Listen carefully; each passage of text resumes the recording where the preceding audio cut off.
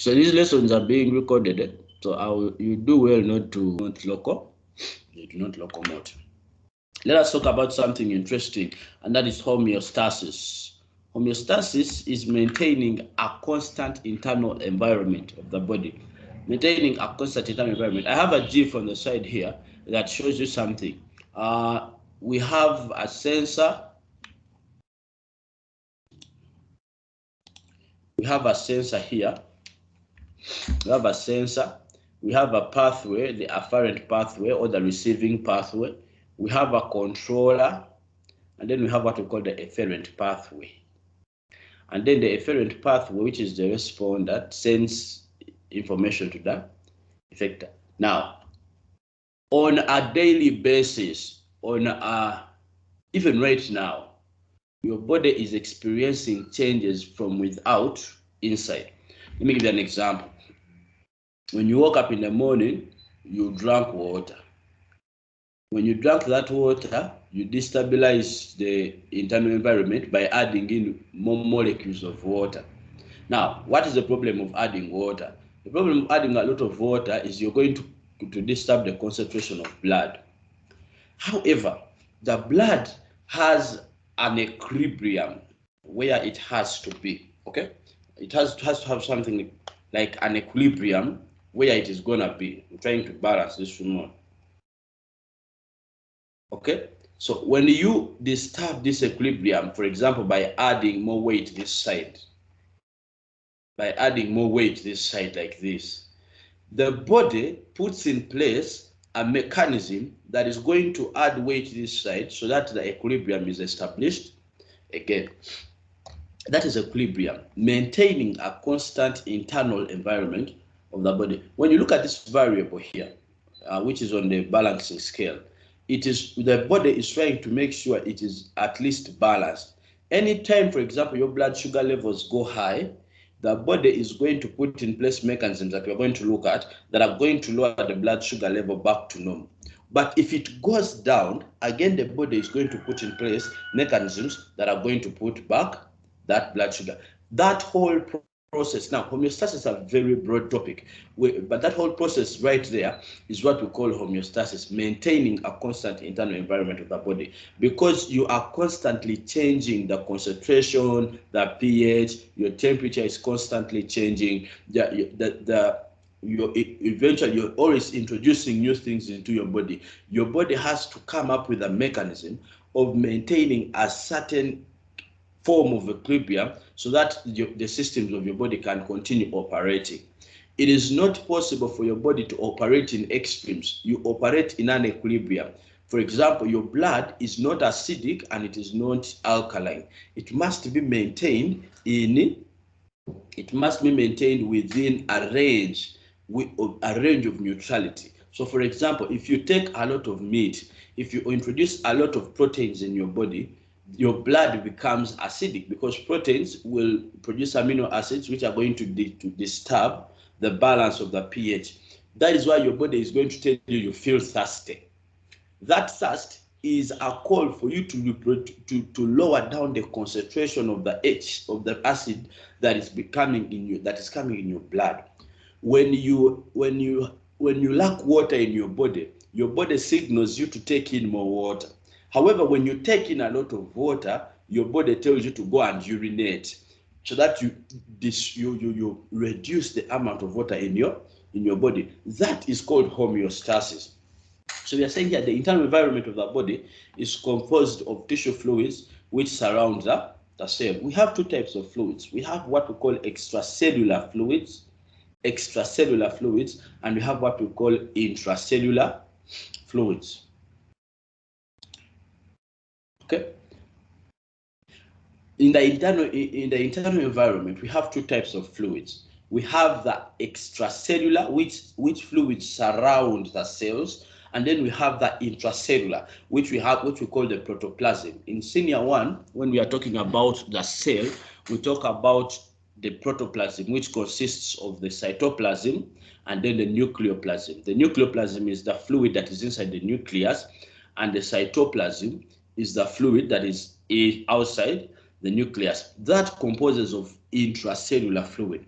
Now, the cells themselves are bathed within a fluid which we know as tissue fluid. When we are talking about transport a few days ago, I explained how tissue fluid is formed. I said that because of the high pressure of the arteries, when blood reaches the capillary region, which is the capillaries which are permeable, small molecules are going to be pushed out, which we call ultrafiltration. These small molecules are going to push out into the surrounding tissue space, and they are going to become tissue fluid. This tissue fluid bathes all cells, and this is what we call extracellular fluid. This is what is composed of the internal environment. Now, because you are constantly putting in different substances into your body, you are constantly putting out substances into your body, this tissue fluid can either be acidic or neutral, but we want to maintain it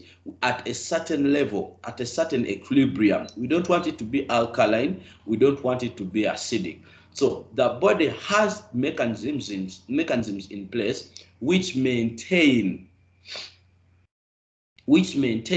a constancy of this tissue fluid. So when we are dealing with homeostasis, we control some of the following things. The first thing we control is blood sugar level. We control the blood sugar level. Our GIF on the side identifies that when the blood sugar levels go high, the afferent pathway informs the pancreas and tells them to release something which goes to the effector cells, and it does something to lower the blood sugar levels. When they go down, the same thing happens. The sensor tells the pancreas to release something to go and effect a certain change. The other thing we control are the salt levels and the water levels. All of us have certain different preferences for salt. Some people eat food with a lot of salt, other people don't like food with salt. But whether you eat salt or not, your intake of salt affects a certain concentration of your blood.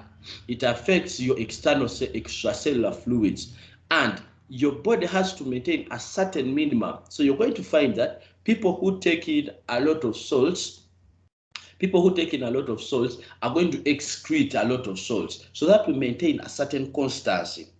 People who take in little salts, the body is going to put mechanisms in place so that they take in more salts. Then we have water levels. On a cold day, you urinate a lot, but that's about the temperature.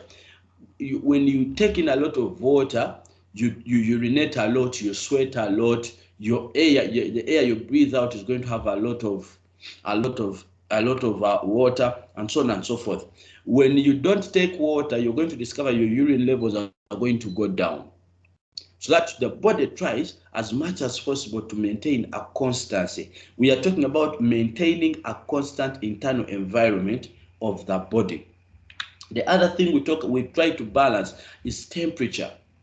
Your temperature levels must be kept within a constant a bracket must be kept within a bracket. For example, you must have a temperature between 36.5 to 37.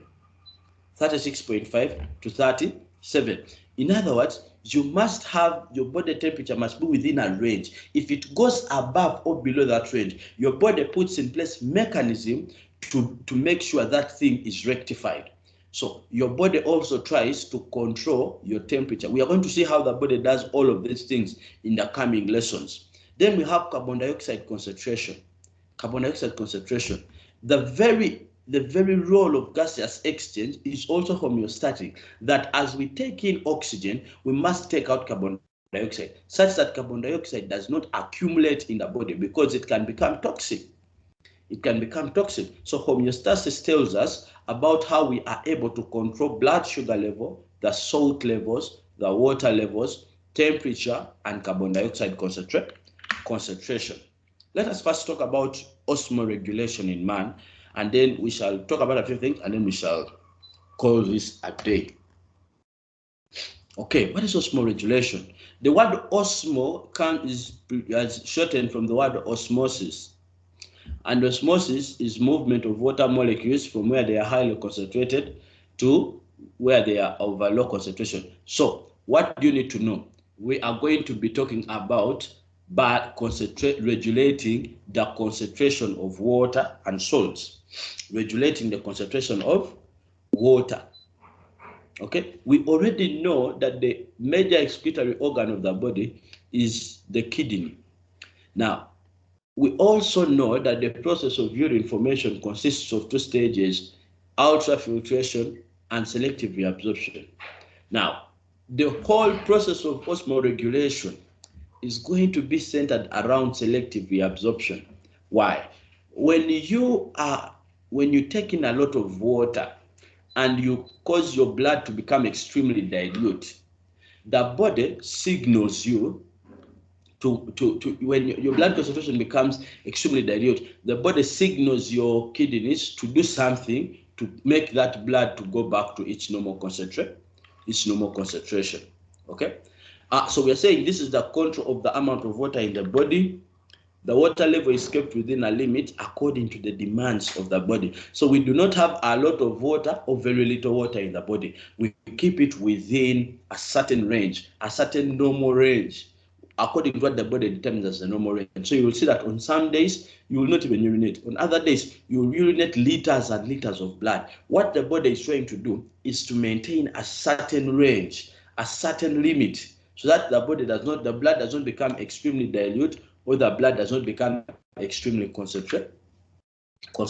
So you're saying the levels are maintained by loss of excess or gaining more if it is required. So when you need more water, you drink. Okay? So water is lost from the body through urine, sweat, expiration, that is exhaling out, fecal matter during ingestion.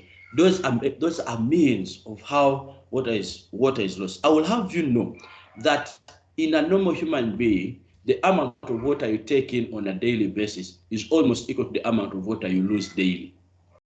Whether you lose it through sweat, urine, by expiring, expiration, through feces, you lose the same amount of water. However, different things can affect the amount of water you lose. For example, if a person has diarrhea, that person can lose a lot of water through feces, which is not supposed to be when a person is normal.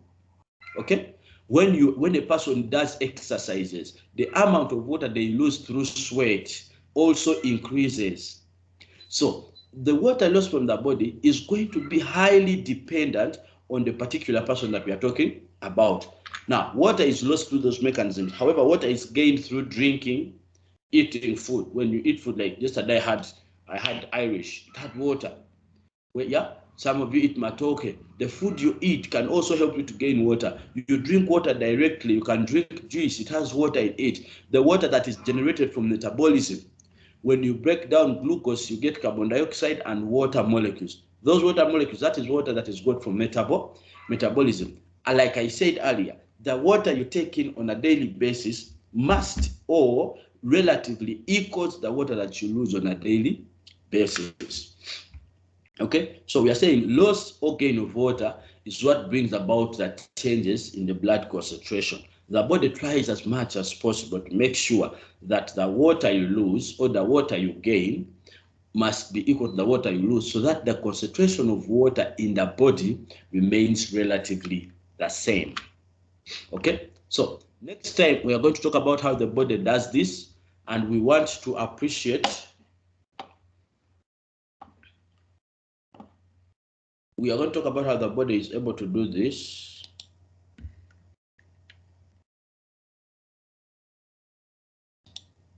We are going to talk about how the body is able to do this, and we are going to go into details of other processes of homeostasis. Otherwise, thank you for joining us today. Have a great day. Bye-bye. Unless you have any questions.